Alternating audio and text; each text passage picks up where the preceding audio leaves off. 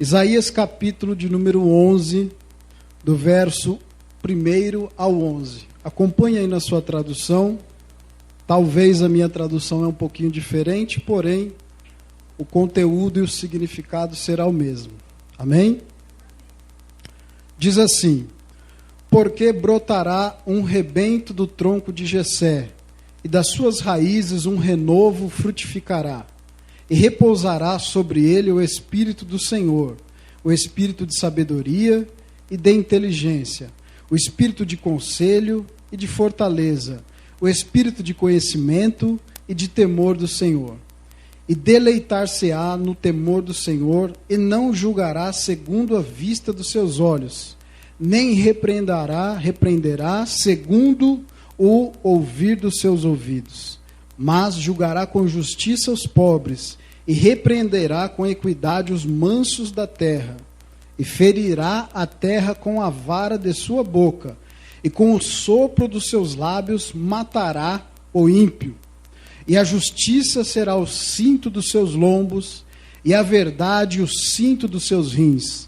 E morará o lobo com o cordeiro, e o leopardo com o cabrito se deitará, e o bezerro e o filho de leão e a nédia ovelha viverão juntos, e um menino pequeno os guiará. A vaca e a ursa pastarão juntas, e seus filhos juntos se deitarão, e o leão comerá palha como o boi, e brincará a criança de peito sobre a toca da áspide, e já desmamado meterá sua mão na toca do basilisco.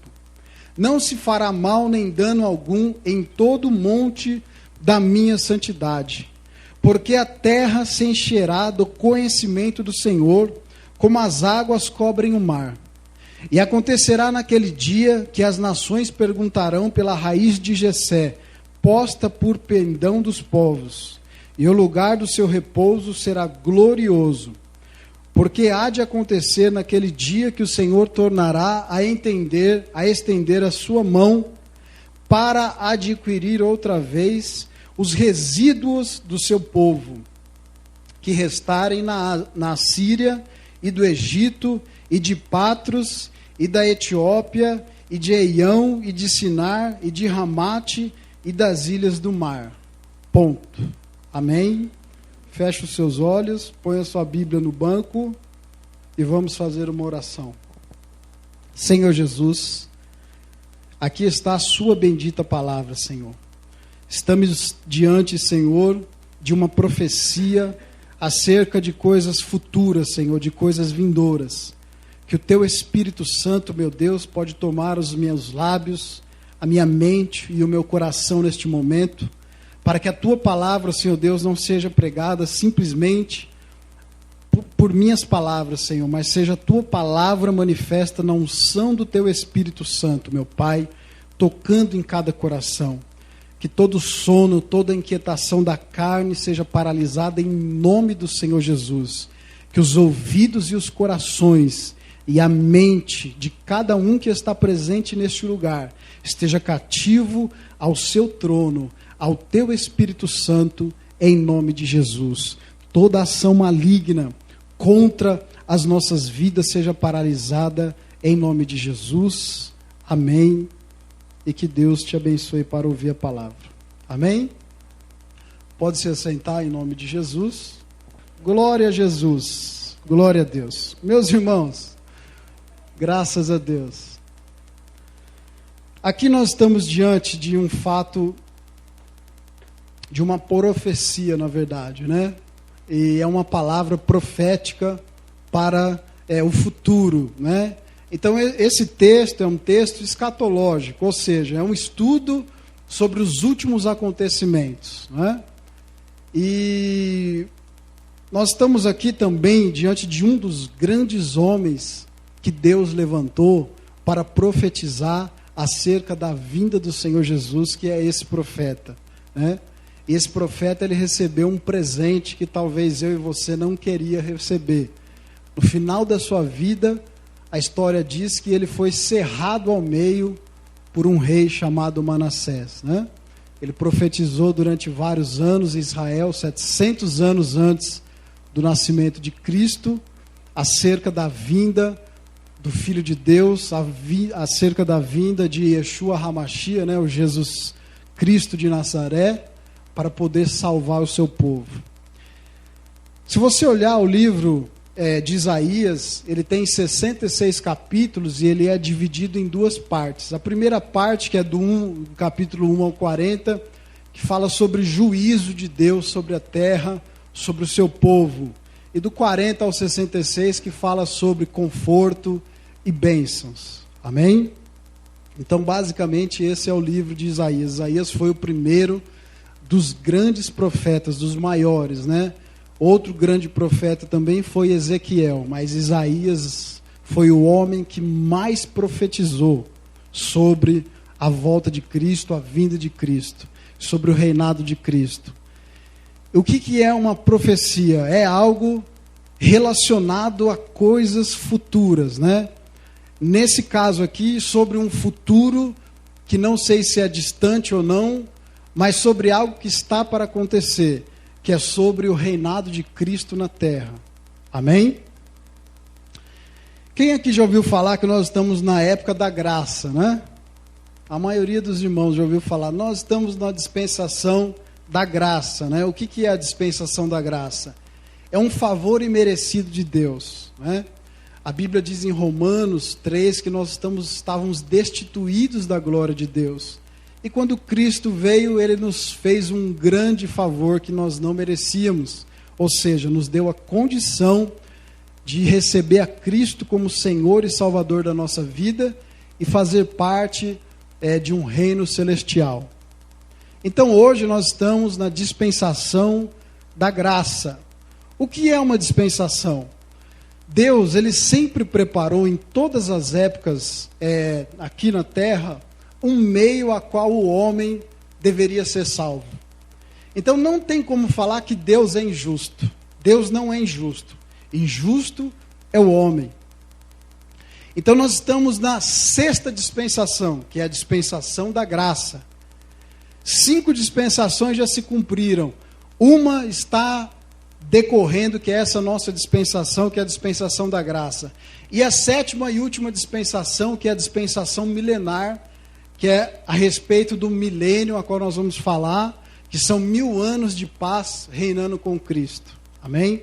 Então esse texto que nós lemos, ele fala a respeito do reinado de Cristo. O que é o reinado de Cristo? É o reinado teocrático. O que é o reinado teocrático? É uma teocracia. O que é uma teocracia? É um reinado, um governo sacerdotal. O que é um governo sacerdotal? É um governo regido pelo justo juiz. Amém? Para a gente fazer uma analogia bem chula mesmo, bem pequena em relação a isso, quando existiu isso na terra? Existia um tempo na terra que o povo tinha um governo aparentemente teocrático, ou seja, a época dos juízes. Os juízes que foram estabelecidos por Deus na terra, eles eram ordenados por Deus.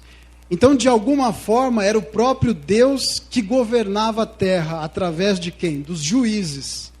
Aí foi quando o povo desagradou dos juízes, porque os juízes realmente vinham trazer juízo sobre o povo. Então o povo pediu um rei, e aí foi quando elegeram o primeiro rei, que foi o rei Saul. Amém? Então é muito assunto, presta atenção para você não se perder. Se você se perder um pouquinho, você não vai entender nada. Então eu estou falando bem lento, explicando palavra por palavra, porque a Bíblia nós precisamos ouvir e entender e ela frutificar em nossas vidas. Amém? Então nós estamos na época da dispensação da graça, que é um favor imerecido. É um dom que Deus deu ao ser humano que foi imerecido. A palavra graça vem do grego chamado charis, que é o favor imerecido.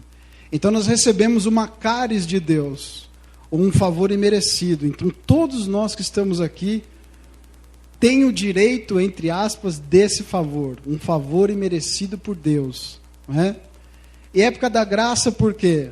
Na época da graça, você não precisa se chicotear, cortar os pulsos, ficar no milho, andar 100 quilômetros de joelho para poder ganhar alguma coisa de Deus, e o maior dos presentes seria a salvação da alma. Então não tem necessidade de tudo isso. Por quê? Porque o nosso Redentor, que vive para todo sempre, ele já pagou todo esse preço. Então hoje é essa época, a época da graça. E às vezes quando nós falamos sobre a pessoa, como ela ser salva, e às vezes as pessoas dão risada, porque às vezes é tão fácil e ao mesmo tempo tão difícil, mas para entrar na salvação, aparentemente é fácil. Fácil por quê? É um gesto seu diante de Deus, dos anjos e dos homens, é levantar a mão e confessar: eu recebo a Cristo como meu Senhor, peço perdão dos meus pecados e vou me esforçar ao máximo para eu permanecer firme até o fim. Pronto. A Bíblia Sagrada nos relata que quando um pecador se arrepende, faz festa no céu, e a palavra de Deus nos relata que o Senhor mesmo, o próprio Deus, escreve o seu nome no livro da vida. E ponto. Isso é a graça. Você não precisou se sacrificar. O seu sacrifício agora é renúncias e permanecer firme até o final. E então no dia do arrebatamento, ou quando for a sua senha lá no céu, senha 325, né? Cavaliere 326, né? Meu nome tem que estar lá no livro da vida, para que quando eu for chamado, ou Jesus arrebatar a igreja, a gente subir com ele. Amém? Então esta é a época da graça. Tão de graça que tem gente que não quer, né? Mas, glória a Deus, a nossa função é ministrar e orar por isso. Amém? Acontece que eu falei que em todas as épocas Deus, ele cria um modo pela qual o homem tem a oportunidade de ser salvo. Nós estamos na sexta dispensação, que é a dispensação milenar. Vamos então entender um pouquinho sobre essas dispensações e depois nós vamos explanar só a dispensação milenar, que é a última, não é? Então a primeira dispensação era a dispensação de Adão e Eva, que era chamada dispensação da inocência, que é de Adão e Eva até eles terem um conhecimento que eles comeram o fruto da árvore do bem e do mal. A segunda dispensação é da consciência humana. Foi quando o ser humano ele passou a ter consciência do pecado. A terceira dispensação é do governo humano, que vai de Noé para frente. Depois do governo humano, nós temos a dispensação patriarcal, que é de Abraão. Depois nós temos a da lei, que é Moisés. Depois nós temos a da graça, que nós estamos agora, que é da crucificação de Cristo até a segunda vinda de Cristo. E por último, nós temos a dispensação milenar, né? Que é da descida de Cristo no Monte das Oliveiras, Cristo e a igreja, até o trono branco, até o julgamento das nações, o julgamento dos povos, e então nós entramos para o novo céu, nova terra, e para a eternidade com Cristo. Amém? Glória a Deus. Está meio confuso, deu para entender, é bastante assunto, não é? Mas eu dei uma corrida para a gente poder entender um pouquinho. Aí você pode perguntar para mim assim: irmão, e antes da dispensação, Adão e Eva, que foi a primeira dispensação, que é a dispensação, né, da inocência, onde eles não conheciam o pecado. E antes disso, o que era, né? Nós temos lá em Gênesis 1, que a terra era sem forma e vazia. Mas se nós lermos lá em Ezequiel, no capítulo 28, abra sua Bíblia em Ezequiel 28. Ezequiel capítulo 28. Nós vamos entrar em um outro dos grandes profetas maiores. Ezequiel fala a respeito de uma profecia sobre a queda de Lúcifer, né? A queda de um anjo de Deus. Ezequiel 28. Ezequiel 28. Todos acharam? Você nunca se parou para perguntar, você tem que ser curioso. Você nunca parou para perguntar por que tem tanto ouro, diamante, debaixo da terra? Você nunca parou para perguntar, você nunca viu a febre do ouro no Discovery Channel? Tem a febre do ouro. São homens que cavam aproximadamente 12, 20, 30 metros na terra e eles acham ouro. Olha a resposta. Ezequiel 28, 13. É uma profecia isso daqui. Eu vou te explicar um pouquinho sobre ela. Estavas no Éden. Esse Éden, ele não era o Éden vegetal. E nós vamos ver isso. Éden vegetal era de Adão e Eva, tá, irmão? Não dá tempo de eu explicar tudo. Mas dá tempo de eu explicar alguma coisa para não ficar no ar e você ficar boiando na palavra. Estava no Éden. O Éden, outro Éden. Jardim de Deus. Toda a pedra preciosa era a tua cobertura. Ou seja, esse não era o Éden vegetal. O Éden vegetal ele era coberto por quê? Plantas, montanhas, águas. A sardônia, o topázio, o diamante, a turquesa, o ônix, o jaspe, a zafira, o cabúnculo, a esmeralda e o ouro. A obra dos teus tambores e dos teus pífaros estava em ti. No dia em que foste criado, foram preparados. Tu eras querubim ungido. Tu eras querubim ungido. Para proteger, e te estabeleci no monte santo de Deus estavas. No meio das pedras afogueadas andavas. Ou seja, ele não andava no meio de plantas, de vegetais, de animais, de montanhas, de águas. Ele andava no meio de pedras preciosas. Perfeito era nos teus caminhos, desde o dia em que foste criado, até que se achou iniquidade em ti. Na multiplicação do teu comércio se encheu o teu interior de violência e pecaste, pelo que te lançarei profanado fora do monte de Deus, e te farei perecer, ó querubim protetor, entre pedras afogueadas. Elevou-se o teu coração por causa da tua formosura. Então, se nesta época ela é chamada de eternidade passada é antes de Adão e Eva, eternidade passada. Irmão, coloca o mapa para mim, faz favor. Eternidade passada. Então, nesta época, que não existia ainda os homens nem os animais, existiam os anjos de Deus aqui sobre este Éden, e o anjo um dos anjos de maior formosura era este anjo, um querubim ungido, não é? Que alguns chamam de Lúcifer. Traduzido é luz se fez, devido à sua formosura. Mas esta palavra, que alguns dizem que tem o significado luz se fez devido à sua formosura. Corrompeste a tua sabedoria por causa do teu resplendor. Por terra te lancei, diante dos reis te pus, para que olhem para ti. Pela multidão das tuas iniquidades, pela injustiça do teu comércio, profanaste os teus santuários. Eu, pois, fiz sair do meio de ti um fogo, que te consumiu a ti, e te tornei em cinzas sobre a terra, aos olhos de todos os que te veem. Todos os que te conhecem entre os povos estarão espantados de ti, em grande espanto te tornaste, e nunca mais serás para sempre. Então você tem que se perguntar, como existe debaixo da terra pedras preciosas? E a resposta está aqui.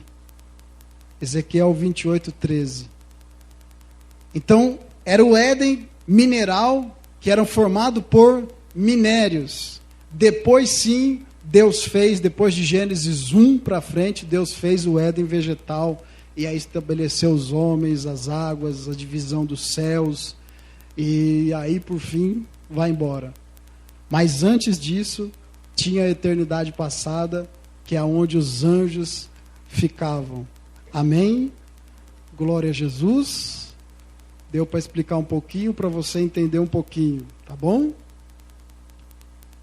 Graças a Deus. Então vamos lá, voltando para o capítulo de Isaías. Então, antes da dispensação de Adão e Eva, que era a dispensação da inocência, nós tivemos aí a eternidade passada. Amém? Põe um mapa para mim, irmão, por gentileza.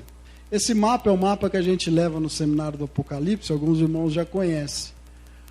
Que a gente coloca vários versículos bíblicos, e é um mapa escatológico, que fala sobre acontecimentos passados, presentes e futuros.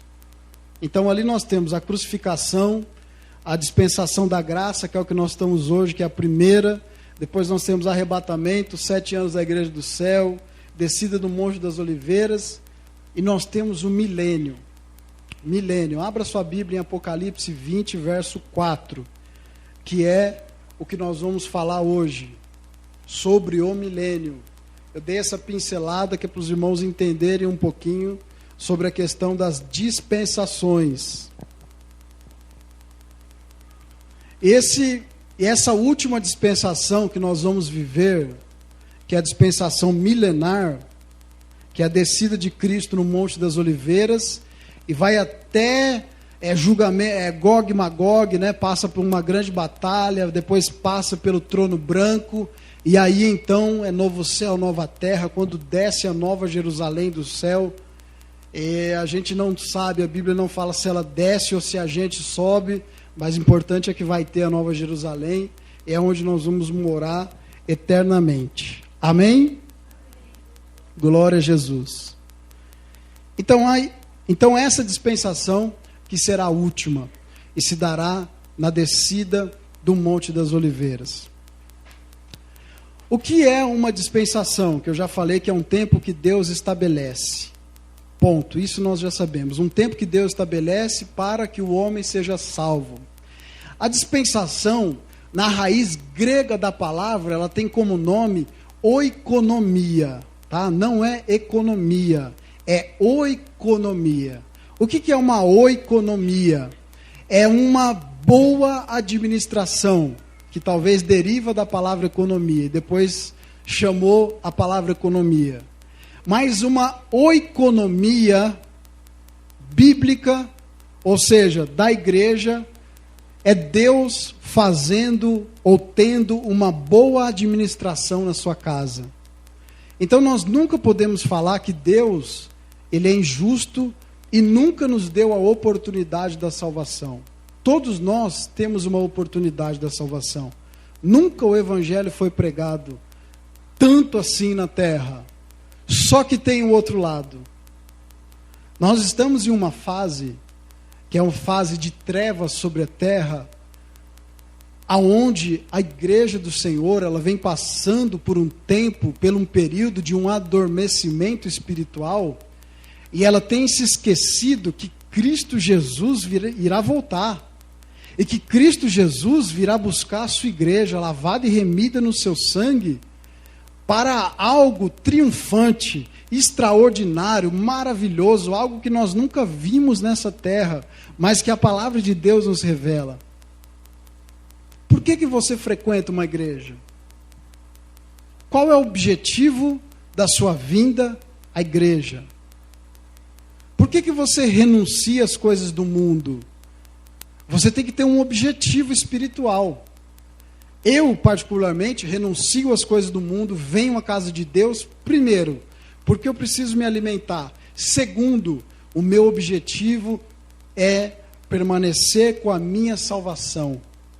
Então esses são os principais objetivos do povo de Deus. Eu não venho aqui na casa de Deus simplesmente para mim ter um relacionamento com meu irmão, com a minha irmã, mas por um objetivo que vai acima de relacionamentos, que um objetivo que vai acima de qualquer coisa da terra, a salvação da minha alma. A salvação da minha alma. O mais importante presente que Deus preparou para o homem é a salvação da sua alma. A vida é como um vapor de fumaça que a qualquer momento se esvai.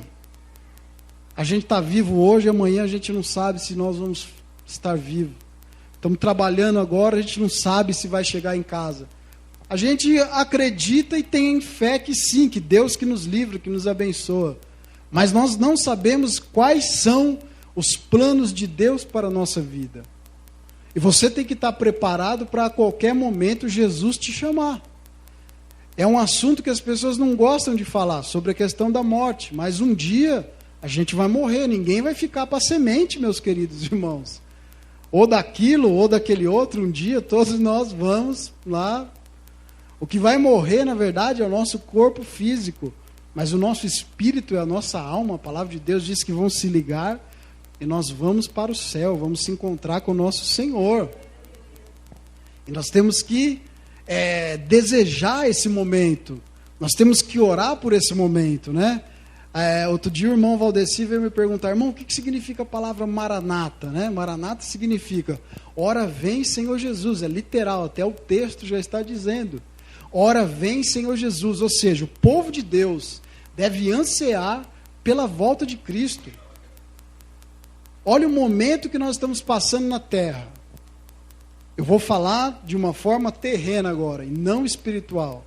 Nós estamos passando um momento de dificuldade em todas as áreas da vida. É dificuldade de relacionamentos, é dificuldade profissional, é dificuldade nas finanças. Eu estou dizendo isso num contexto geral do mundo, tá bom? Não estou dizendo da vida da minha ou da vida de qualquer pessoa. Mas é um contexto do planeta, entre os governos. É uma instabilidade de tudo. Essa semana já foi anunciado mais um aumento do Banco Central. Você vai comprar carne no mercado, é muito caro, tudo está instável, a natureza está instável, o homem está instável, está tudo instável, nós não sabemos mais o que pode acontecer daqui a pouco. E é um período que a terra tem passado porque Deus tem permitido. Porque a Bíblia diz que Jesus viria voltar num momento a qual as pessoas estariam desapercebidas. Meus queridos irmãos, a igreja de Cristo está desapercebida da volta de Cristo. E isso não pode acontecer conosco. Nós temos que ansiar pela vinda de Cristo. Nós temos que desejar ardentemente a vinda de Cristo. Só Cristo tem o poder de restaurar a terra. Infelizmente, e graças a Deus por isso, o dinheiro não tem essa capacidade, o diploma não tem essa capacidade, o presidente da República não tem essa capacidade, até porque não depende só dele, ele tem ministro, ele tem outras pessoas envolvidas. Um governador, por mais bondoso que seja, não tem capacidade de mudar o estado da terra hoje. E nós não podemos ficar alheio a isso. A terra vem passando por um momento difícil. Nós nunca vimos tantas coisas ruins acontecendo. Mas isto é cumprimento da palavra de Deus. É cumprimento. E o povo de Deus, nós, eu e você, não podemos estar desapercebidos à volta de Cristo. Olha o que Jesus falou, que iria voltar como ladrão. Quando o ladrão vai numa casa, os moradores dessa residência, eles estão desapercebidos. Eles não estão esperando o ladrão entrar na casa. Os moradores estão desapercebidos. E é isso que está acontecendo na terra. O povo de Deus, eu digo num conceito geral, tá bom? Eu não estou falando aqui na igreja, eu estou falando num conceito geral, porque graças a Deus aqui, em várias igrejas, é ensinado sobre a volta de Cristo, é ensinado sobre várias questões que estão relacionadas à salvação. Mas quando você liga uma TV, você liga um rádio, você dá ânsia de vômito, desculpa a expressão, mas é uma realidade. Porque o evangélico, ele tem falado só sobre coisas ligadas àquilo que nós podemos pegar e ver. Não aquilo que nós estamos esperando em Cristo Jesus. Então é essas questões que têm deixado a igreja desapercebida. Mas eu glorifico a Deus pela sua palavra, porque é a palavra de Deus que nos tira de nós as escamas e nós conseguimos ver um pouco mais à frente do que uma pessoa que não está vendo, do que um ímpio. Amém? Então esse é o plano de Cristo. A palavra de Deus diz que Jesus vai voltar. 1 Tessalonicenses, capítulo 4 e 5, fala sobre a vinda de Cristo, para buscar a igreja. A igreja será arrebatada nos ares para o encontro com o Senhor. As pessoas que foram mortas, foram martirizadas, os salvos em Cristo Jesus, eles ressuscitarão primeiro e encontrarão Jesus nos ares. E nós, aqueles que estiverem aqui, né, vamos dizer que somos nós, serão arrebatados, receberão um corpo glorificado e irão encontrar com o Senhor Jesus. A partir desse momento, a Bíblia Sagrada relata que haverá ainda 7 anos na terra, e esses 7 anos serão divididos por 3 anos e meio de aparente paz e 3 anos e meio de juízo sobre a terra. Quando tiver findando os 7 anos, que foi profetizado lá no capítulo 9 de Daniel, a partir do verso 21, a partir do verso 1, eu acho, ou 21, fala sobre a profecia dos juízos de Deus na terra, por causa da ruindade do ser humano, do homem. O homem está destruindo tudo que Deus criou. O homem está destruindo tudo que Deus criou. Destruindo o amor, destruindo o relacionamento, destruindo a natureza, destruindo o caráter. O homem simplesmente destruiu com tudo que Deus criou.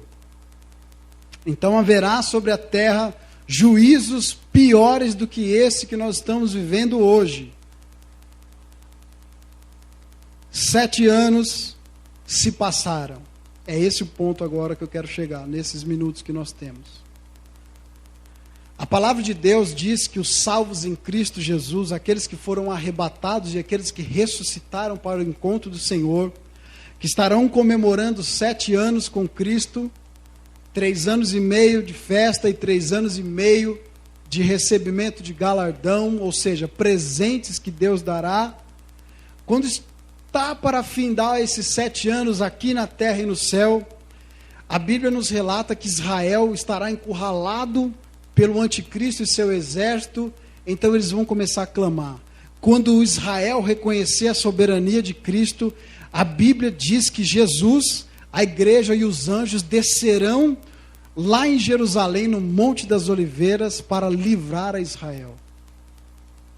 Abriu a sua Bíblia aí em capítulo 20 de Apocalipse? Jesus, a igreja, ou seja, todos os salvos em Cristo, todos aqueles que permaneceram firmes até o final, todos aqueles que foram salvos na grande tribulação. Abriu aí? Acompanhe o verso 4.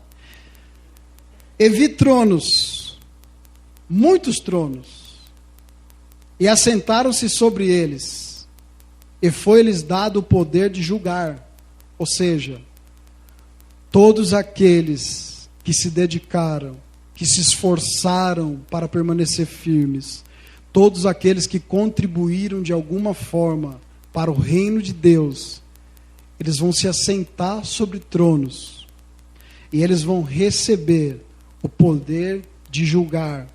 Isso significa e nos leva a acreditar que certas pessoas, alguns de nós, terão cargos no reino de Deus e vão ajudar o Senhor a julgar as nações. E vi as almas daqueles que foram degolados pelo testemunho de Jesus, todos aqueles que foram mortos. E se vocês não sabem, ainda tem muitos cristãos sendo mortos, principalmente agora, que está tendo uma guerra, essa guerra terrível lá no Oriente Médio. Muitos cristãos sendo mortos, às vezes eles estão colocando mais de 1000 pessoas para serem metralhadas, né? E é terrível, isso é a perseguição, são todas essas pessoas que estão morrendo em favor do Evangelho.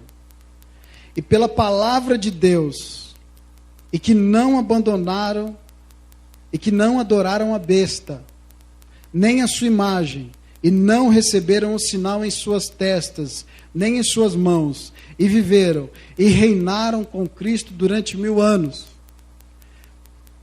Então as pessoas que ficarem firmes com Cristo até o final da vida, até o dia da sua morte, ou até o dia do arrebatamento da igreja, receberão galardões, receberão uma bonificação extra.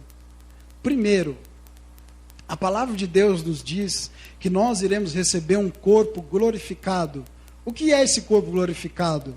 É um corpo que vai ter acesso ao céu e à terra. Porque nós vamos ajudar a Cristo reinar durante os 1000 anos, que serão anos de paz sobre a terra. Onde nós lemos ali que o leão ele vai comer palha com o boi. São 1000 anos de paz. A fome será erradicada. Não haverá mais doenças crônicas sobre a terra. Não haverá mais estupro na terra. Não haverá mais sequestro na terra. Não haverá mais falta de água. Não haverá mais falta de alimento.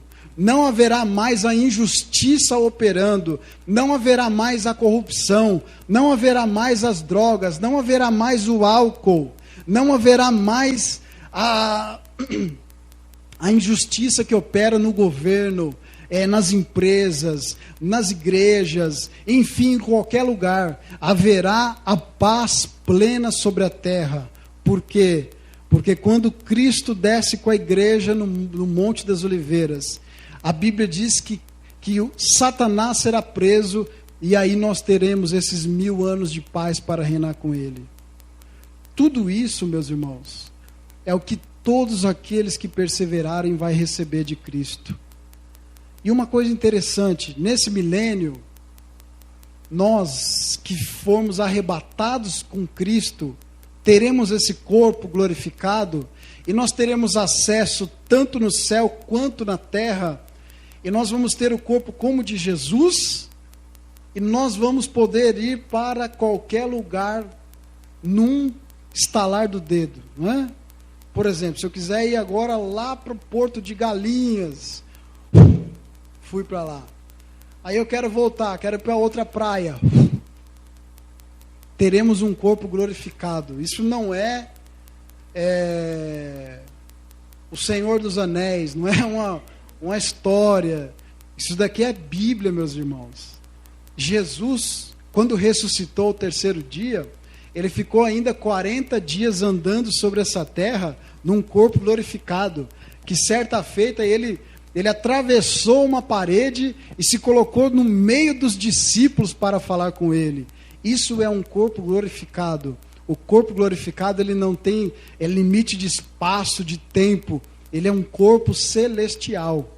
Então todos aqueles que forem arrebatados ou foram mortos e salvos em Cristo Jesus, receberão um corpo glorificado e vão reinar com Cristo durante 1000 anos, aonde vai ser um reinado justo, aonde o sacerdote dos sacerdotes, o rei dos reis, o leão da tribo de Judá, a raiz de Davi, aquele que era, que é e que há de vir sobre as nuvens para nos buscar, irá reinar sobre esta terra.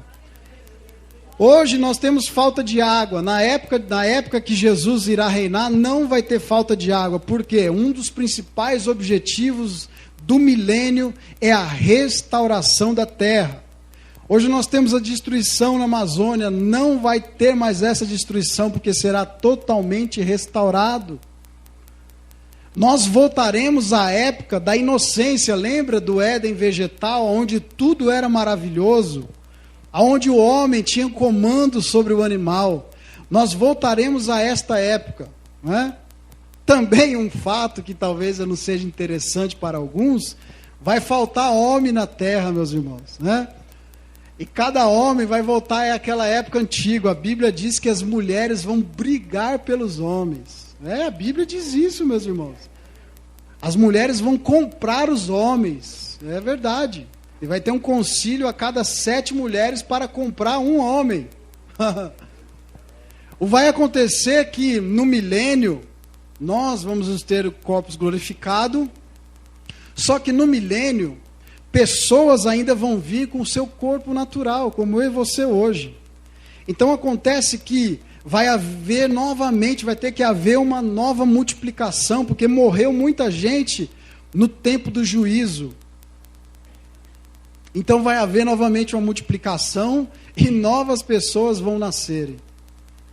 Lembra que eu disse que em todas as épocas Deus, ele preparou um meio a qual o homem pudesse ser salvo?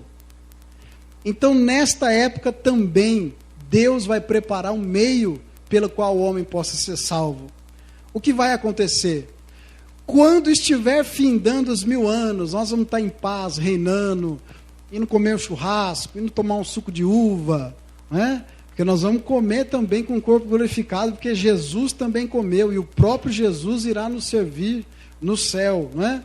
Eu uma vez falei isso, irmão, você acredita que nós vamos comer? Uma pessoa quase me bateu, eu tive que provar, tive que ler 4 versículos da Bíblia, mesmo assim ainda ela não acreditou, porque a pessoa quer uma prova disso, lá em Abraão, quando Jesus e os 2 anjos foram ter com Abraão, antes de Abraão partir, quando eles entraram na tenda, Abraão falou para a mulher dele fazer pão, peixe, e aí quando chegou esse pão, peixe, Jesus e os 2 anjos, mandaram ver, comeram tudo, não deixaram para eles.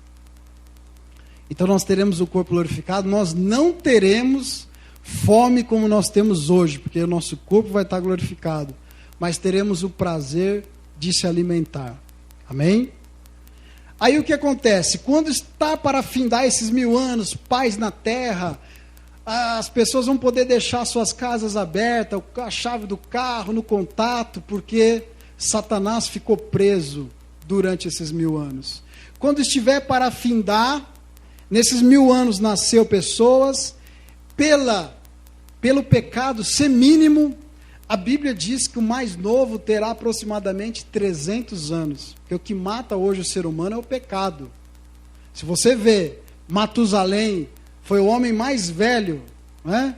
Matusalém, Noé, homens que viveram mais de 900 anos, eles começaram a ter filho com 600. Você quer uma prova de que Deus opera uma cirurgia plástica? Olha para a mulher de Abraão, meus irmãos, que a Bíblia diz que ela teve filho, né, já com 100 anos, e ainda Abraão teve que mentir no Egito, falando que era irmã dele, porque a mulher era bonita, senão os homens iam pegar ela. Então Deus fez uma cirurgia, tem que ser curioso, irmão, para saber da Bíblia. Deus fez uma cirurgia e a mulher ficou bonita, com quase 100 anos de idade. Então a Bíblia diz que o mais novo nessa época vai ter 300 anos. E as pessoas nascendo, para findar o milênio, Deus então, Ele vai provar o coração daqueles que estão aqui na terra. Deus vai liberar Satanás da prisão. Então Satanás ele vai sair da prisão para poder tentar as pessoas que nasceram aqui no milênio, né? As pessoas estão em paz, não sofreram o que eu e você sofrem com a tentação, nunca renunciaram nada, nunca tiveram que fugir do mal e da aparência do mal, porque não tinha o mal e a aparência do mal, era só paz, só bênçãos, só coisas maravilhosas.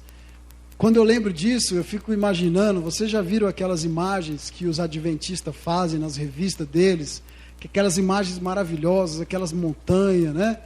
Não tem ninguém feio, né? Gente sofrida, mas tudo gente bonita ali, né? Brincando com o animal, enfim. Será desta forma. O Senhor solta o Satanás, Satanás começa a percorrer a terra, novamente, tentando as pessoas. Por que Deus vai fazer isso? Para provar o coração delas. Então a tentação tem na sua vida e na minha vida para provar o nosso coração, para saber aonde o nosso coração está. E então as pessoas serão tentadas, muitas pessoas vão cair, vão se aliar a Satanás. Então Deus deu o quê? Uma oportunidade a elas. Então nessa dispensação, que é ainda a dispensação milenar, mais uma vez Deus dando a oportunidade. E aí então vem o Gog e Magog, que é uma grande guerra, né? Deus mata literalmente Satanás, nós entramos no julgamento das nações, pessoas novamente serão julgadas, aí depois nós passamos pelo trono branco, né? Onde Deus limpará de nós toda lágrima, porque nós vamos ver pessoas que nós amamos sendo lançada no lago de fogo e de enxofre, que é o inferno. E, infelizmente, nós veremos pessoas que nós amamos sendo lançadas vivas, porque elas vão ressuscitar. Deus vai ressuscitar todos. desde Adão até o trono branco, todos serão ressuscitados. Quem não estiver com Cristo salvo. E infelizmente nós vamos chorar muito, porque ainda nós vamos ter a memória. Deus não vai tirar a nossa memória. Então nós vamos conhecer cada pessoa, vamos lembrar de fatos de cada pessoa, e elas serão jogadas no lago de fogo e enxofre. E ali é onde é o dia inteiro, 24 horas, queimando. Literalmente, fogo, mano, fogo puro, fogo sobre a pessoa, 24 horas de fogo sobre a pessoa, agonizando. Foi um lugar onde Deus preparou para o diabo e os anjos que se rebelaram. Mas, infelizmente, muitos homens e muitas mulheres serão lançadas no lago de fogo e de enxofre.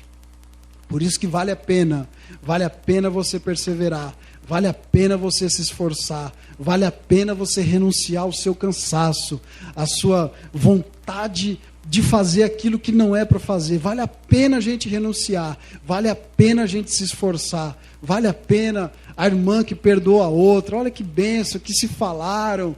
Isso é a obra do Espírito de Deus na nossa vida, meus irmãos. Vale a pena todo o seu esforço, vale a pena tudo aquilo que você tem renunciado, tudo aquilo que você tem vivido, que às vezes tem te machucado.